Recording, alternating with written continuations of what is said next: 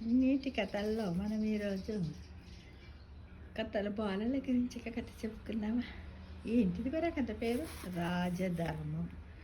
బాలలు అంటున్నారు, రాజధర్మం అంటున్నారు అని ఆశ్చర్యపోతున్నారా? అదేంటి ఇప్పుడు మనం తెలుసుకుందాం. ఏమిటంటే, మగధ రాజ్యాన్ని విజయసేనుడు పాలించేవాడు. ఆయన పాలనలో ప్రజలంతా సంతోషంగా ఉండేవారు. కానీ మంత్రి కిరీటి రాజకాంక్షతో అన్ని విషయాలు విజయసేనుడికి తెలియనిచ్చేవాడు కాదు. ప్రభు, మీరు సాధించిన విజయాలు అనేకం కదా, ఇక మీరు విశ్రాంతి తీసుకోండి, చెయ్యవలసిన పనులు నా మీద వదిలేయండి అంటూ రాజుతో తీయని మాటలు చెప్పాడు. మంత్రి పేరేంటి? కిరీటి. రాజు ఆ మాటలకు ముగ్ధుడై అంతఃపురంలో విలాసాల్లో మునిగిపోయాడు. రోజులు గడిచే కొద్ది ప్రజల సమస్యలు విజయసేనుడి దగ్గరకు రావడం ఆగిపోయాయి. ఈ మార్పును మహారాణి సుమిత్రాదేవి గమనించింది. ఆమె హృదయము బాధతో నిండిపోయింది. ఇలాగే కొనసాగితే రాజ్యం చేజారిపోతుంది. కానీ విషయం నేరుగా చెబితే రాజు నమ్మడు. అందుకే ఆమె ఒక ఉపాయం ఆలోచించింది. ఎవరు? రాణి, మహారాణి. ఒక సాయంత్రం వేళ రాజు ఉద్యానవనములో విహరిస్తుండగా, ప్రభు, మన పాలన ఎంత గొప్పగా ఉందో తెలుసుకోవాలని ఉంది. మారువేషంలో ఒకసారి గ్రామాలకు వెళ్దామా మనము? ఏమంటారు మీరు? అబ్బా, నాకు ఆ కోరిక ఉంది, తీసుకెళ్ళరా అంటూ రాణి రాజును బ్రతిమాలింది.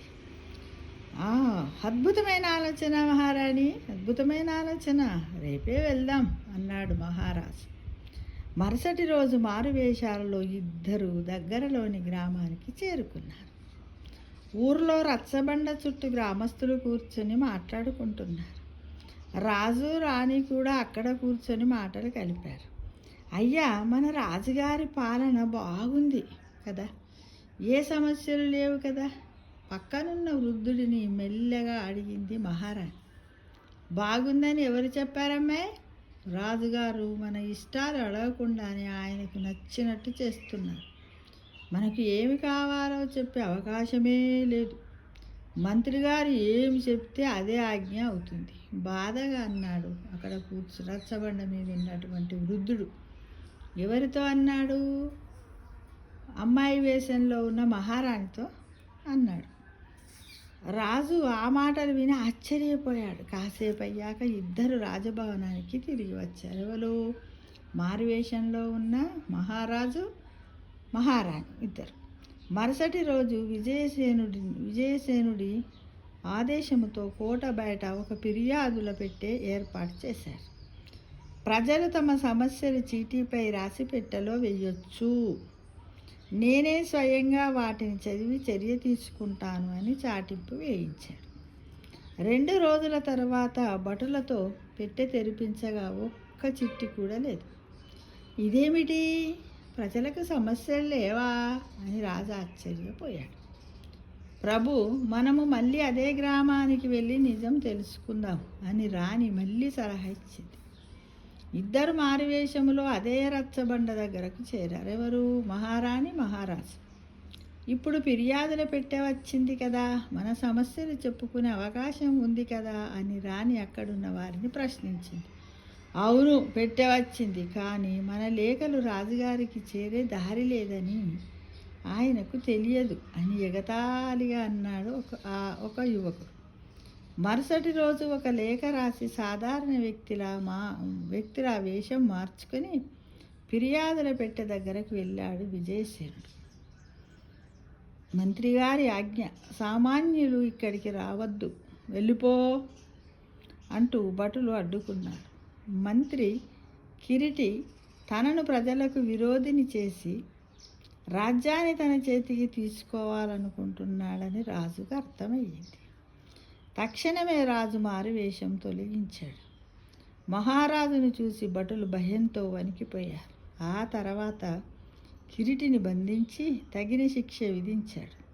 అప్పటి నుండి విజయసేనుడి ప్రతి వారము ప్రజల సమస్యలు తెలుసుకుంటూ వాటిని పరిష్కరిస్తూ ప్రజల సుఖ సంతోషాలతో జీవించేలా పాలన సాగించారు.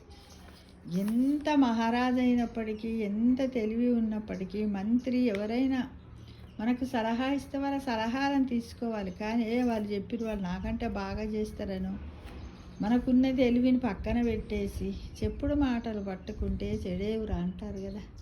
మన పెద్దలు కూడా మనకు చెప్తారు, ఎవరైనా ఏదన్నా మాటలు చెప్తే చెప్పుడు మాటలు పట్టుకోవద్దురా, ఎప్పుడు కానీ ఎంత నిజం ఉంది, ఎంత వాస్తవం ఉంది, ఎంత నిజాయితీ ఉంది, ఎంత ధర్మం ఉంది, అధర్మం ఉంది అనేది ఒక్కసారి ఆలోచించి నీ మనస్సాక్షి చెప్పినట్టు నువ్వు పనిచేసుకోరాదా అని మన పెద్ద మనుషులు మనకి ఎప్పుడో చెప్పారు. ఇది కూడా అలాంటిదే. రాజు కూడా ఆ మంత్రి కిరీటిని నమ్మడం అంత పద్ధతి కాదంటే, ఎవరి మనసులో ఎలాంటి దుర్బుద్ధి ఉందో కదా, ఏ పుట్టలో ఏ పాముందో అంటారు కదా, అలానే ఎవరి మనసులో ఏ దుర్బుద్ధి ఉందో కాబట్టి ఎవరి పాలన వాళ్ళు, ఎవరి అధికారాన్ని వాళ్ళు నలుగురికి, అంటే ఒక రాజు అంటే ఒక రాజ్యానికి, ఆ రాజ్యంలో ఎన్నో గ్రామాలు ఉంటాయి. ప్రతి గ్రామం లోపల ఎన్నో వందల వేల మంది మనుషులు ఉంటారు, కుటుంబాలు ఉంటాయి. వాళ్ళందరినీ కూడా సుఖ సంతోషాలతో ఉంచడం రాజధర్మం కదా. అందుకే అంటే చూడండి, పురుషుని విజయం వెనక ఆడది ఉంటుందని అంటారు కదా. అలానే చూడండి, మహారాణికి ఇలాంటి డౌట్ వచ్చి అలా చేయడం వల్ల వాళ్ళు ఎంతగానో నిజాన్ని తెలుసుకోగలిగారు. కాబట్టి మహిళలను గౌరవించండి కదా. మహిళలు ఎక్కడైతే గౌరవింపబడతారో అక్కడ ముక్కోటి దేవతలు కూడా నివాసం ఉంటారనే విషయం కూడా మనకు పురాణ ఇతిహాసాల్లో చెప్పారు మిత్రం. కాబట్టి పురుషులైనా స్త్రీలైనా అందరూ ఒకటేనని, వాళ్ళు ఇచ్చిన సలహాలను పుచ్చుకోండి, ఆలోచించండి, మనస్సాక్షి చెప్పినట్టుగా పాలన చెయ్యాలి. ఒక పాలనే కాదు, మన ఇంట్లో ఉన్నటువంటి, మన కుటుంబాల్లో ఉన్నటువంటి సమస్యలను కూడా ఈ విధంగానే పరిష్కరించుకుంటే బాగుంటుందని నా అభిప్రాయం మిత్రం. సర్వే జనా సుఖినో భవంతు.